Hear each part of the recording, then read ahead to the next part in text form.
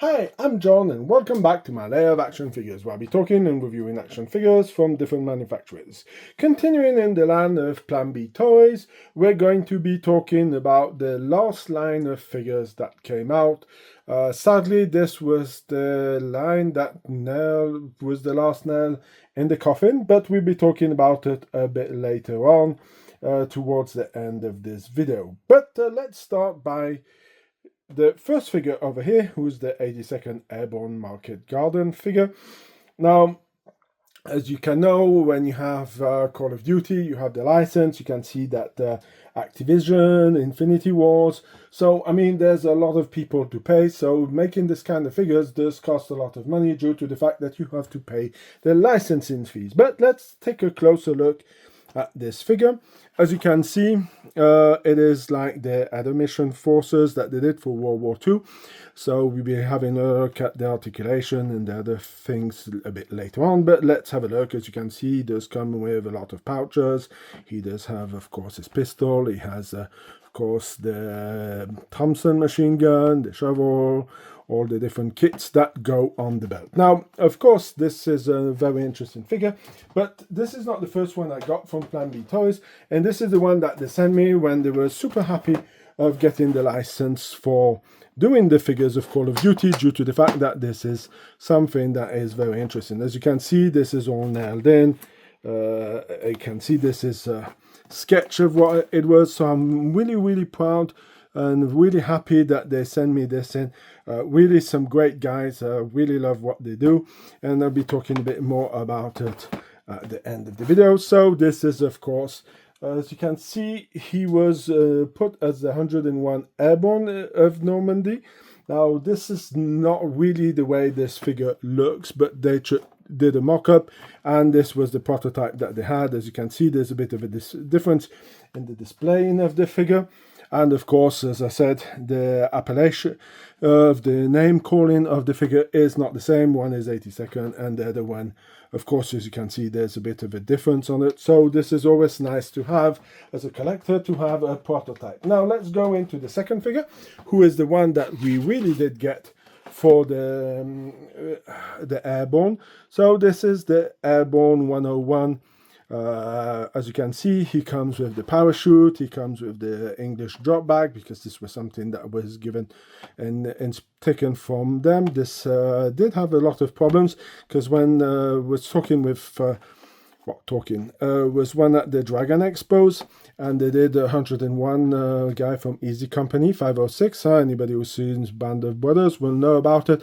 And he said most of those bags got whipped off because the pilots who were flying too fast, and this didn't hold in. Of course, you have the parachute, you have a letter. So this is Normandy, so this will not be the nuts letter.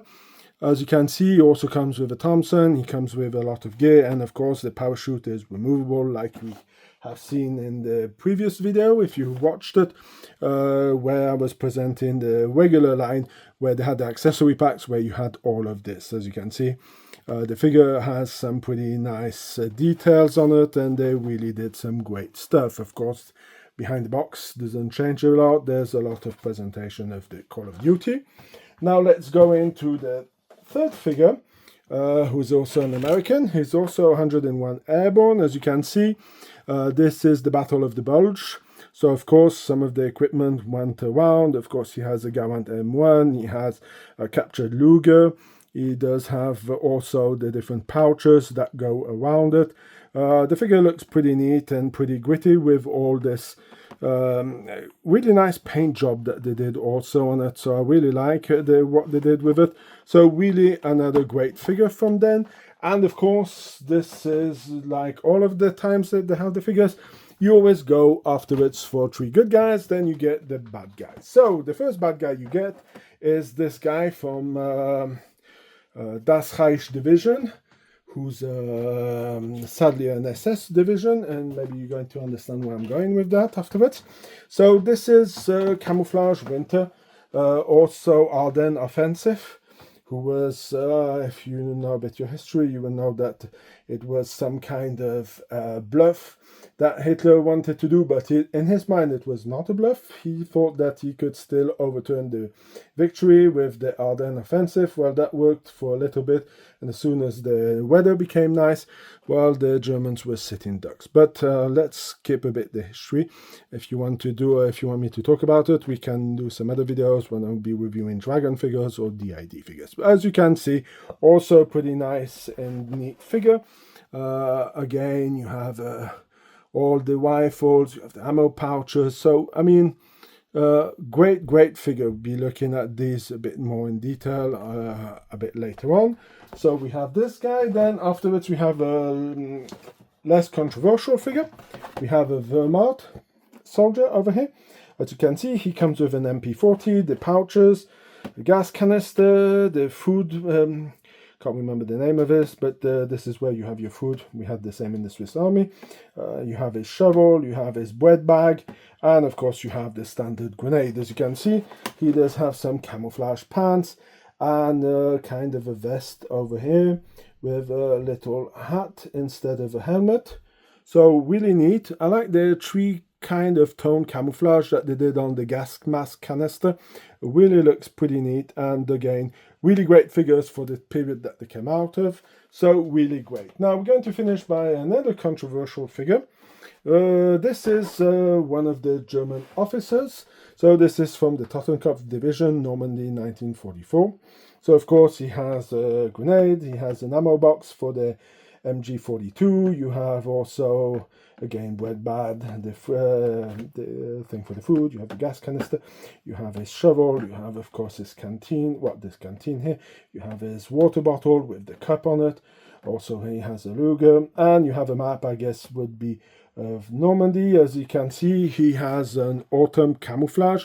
So I'm not really sure that that would be for Normandy. Because that was in June, so don't really think he would have this kind of autumn camouflage. But again, at the end of the war, Germans didn't have much stuff, and they needed to give with whatever they could.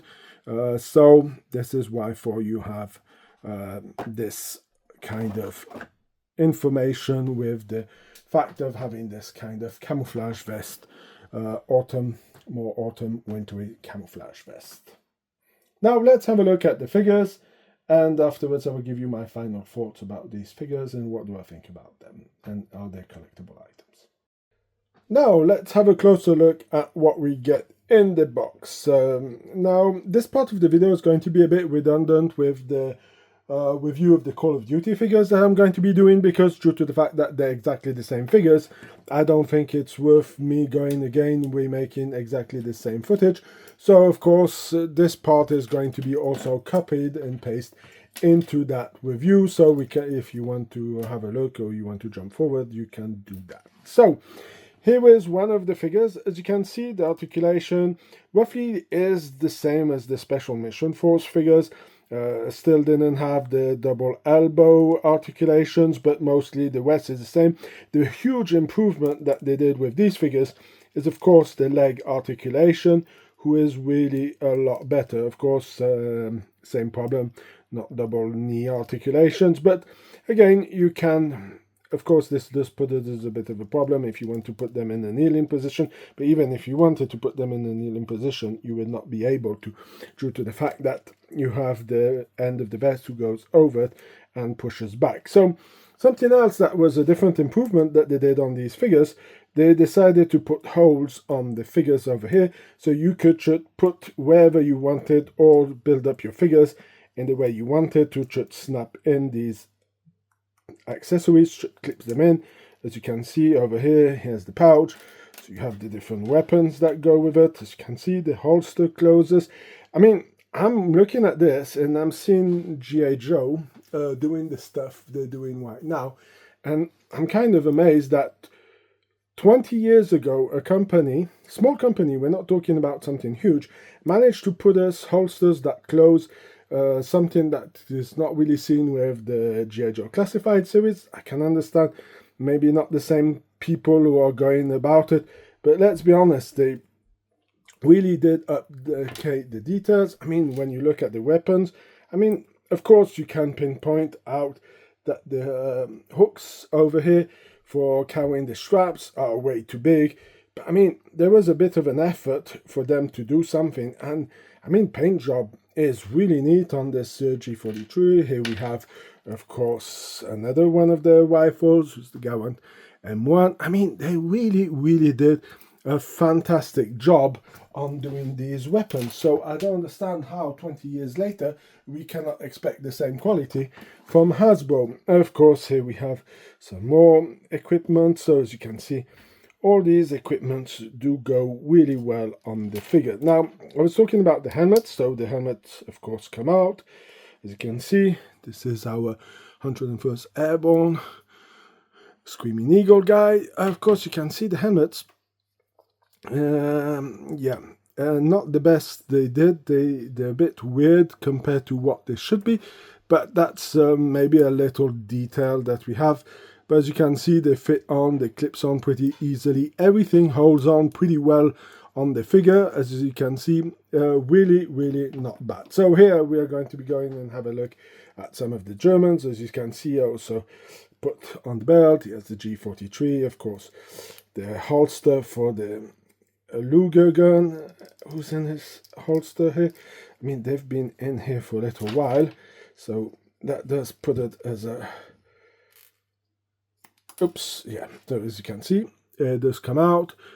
Pretty well detailed, nice detailing on the gun, nice paint applications.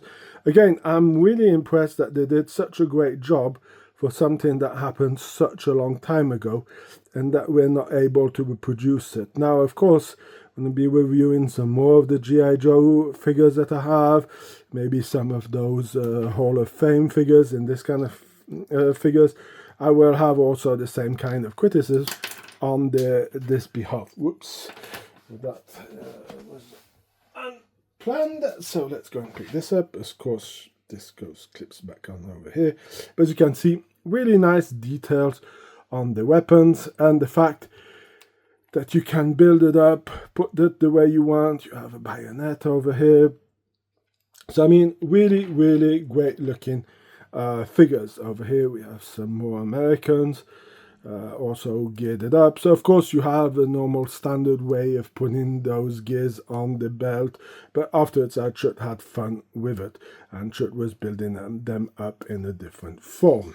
So here we have our famous sniper, who that I talked about, who was very controversial due to the fact of the packaging. So he has the little Edelweiss. So I mean, they could have put him as a regular guy, and Chut said that he was from the Gebirgsjäger, who's the Alpine forces, who had this little logo. So that could have worked pretty well. Of course, here we have some more of these German figures with the MP40 holding out. I know I have the parts somewhere, but they're not around, and I'll be talking about some of these parts, about my final thoughts about the figure. But as you can see, paint schemes are really nice. They really did a really nice job with the mixing uniforms, the colors. I mean, the figures really do look pretty neat. As you can see, here we're coming on to another figure here. Now, this is the one I said who has a bit of a Tom Hanks look. I'm surprised. I guess they must have gone on to the, what is it called? Band of Brothers, not Band of Brothers, Saving Private Ryan, maybe some inspiration.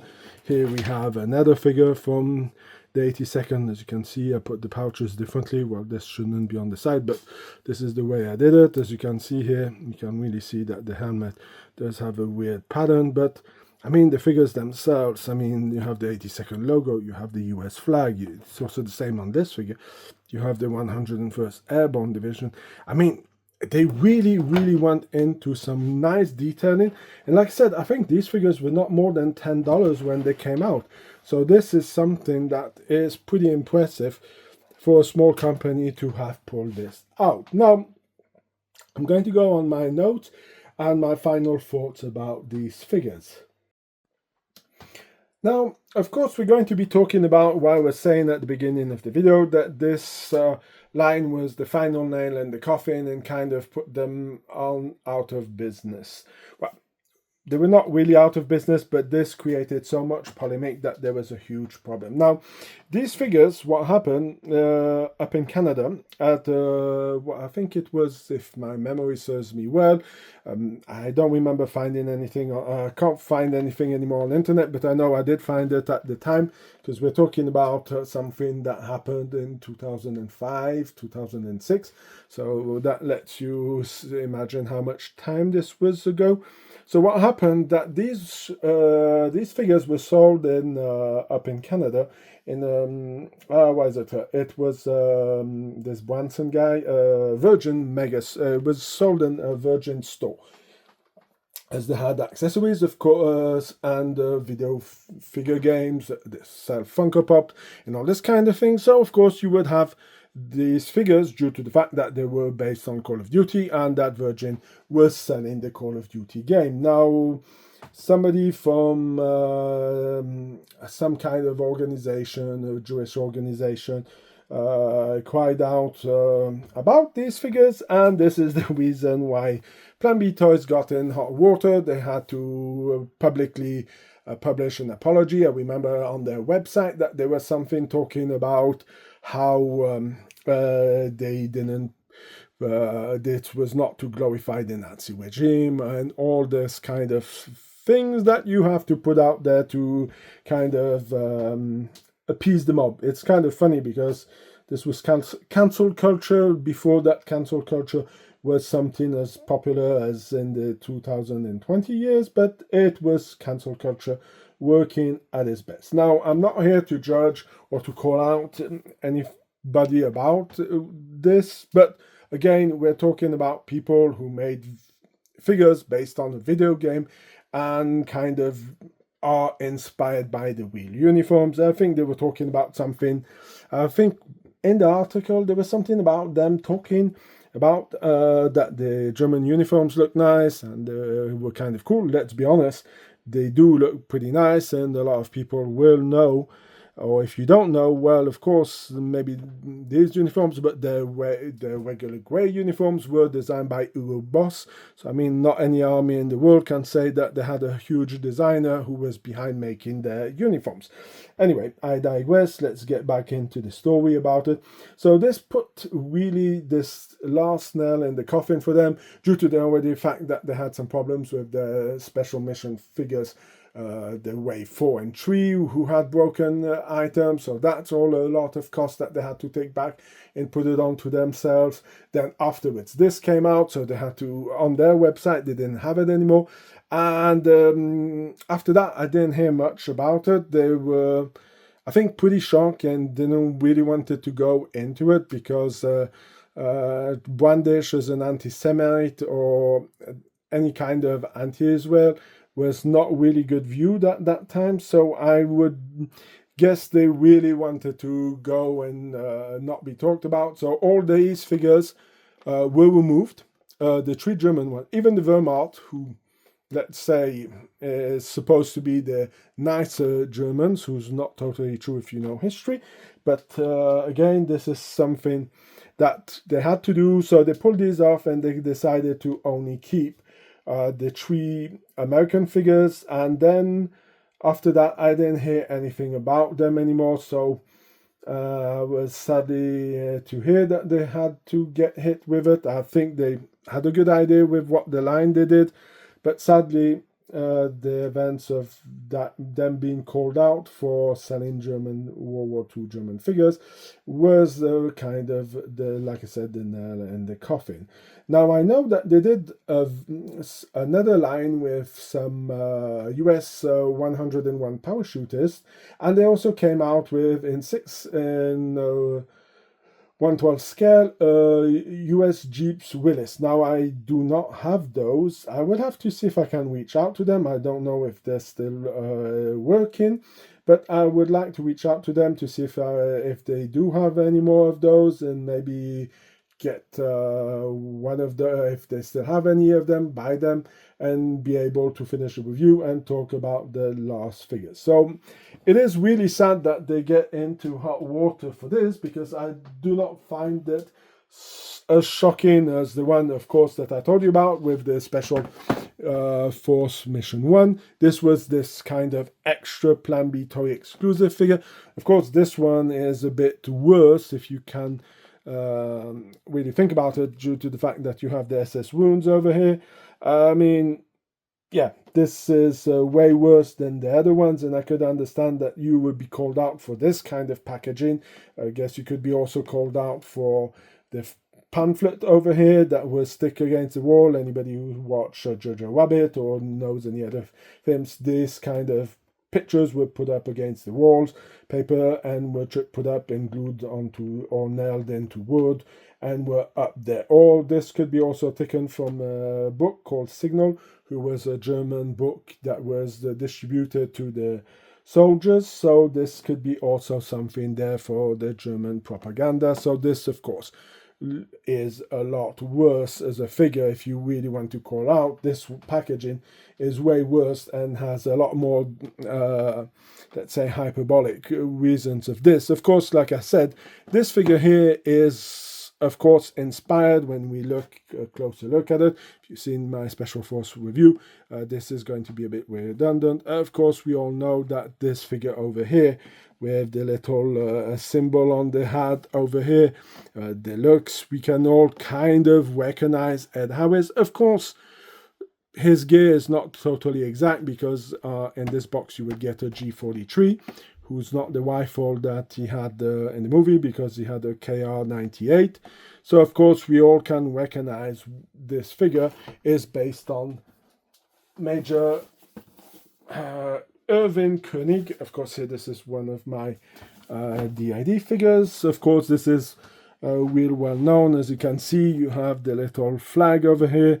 So I mean, yeah, and you can see, if you watch the movie, you will know that this figure does have a KR98. So this one is from one of my older stocks. As you can see, you have the KR98. And you can really see that the figure does have, he has a bit less hair, but you can really see that the inspiration of this figure is definitely people who watched the movie Enemy at the Gates, if I'm not mistaken, with, of course, Ed Harris as the Major Koenig, and, of course, Jude Law as the Russian sniper. I can't remember his name. I know that he was also made in this line. I also have him. But I had some, this was some leftover stock from my shop when I had it. So I have to also relist these, and these will be going for sale. So, as you can see, it's not very good. So cancel culture did exist before. So yeah, this is a bit sad, and that is the end of Plan B Toys. So, I hope you enjoyed the review of the history of Plan B Toys. If you like me talking about reviews of companies and talking about my experience with them, please let me know in the comment section. If you want me to do more videos in this kind of way, please let me know also. And if you want to see more videos, you can click on the end title and we watch all my Plan B toys, or you can go to my Facebook page or Instagram page. You can see some pictures that I've been doing, so you can go and check out the news also over there. And that's going to be it for the video. I hope you have a fantastic day, and I hope to see you in my next video. Bye!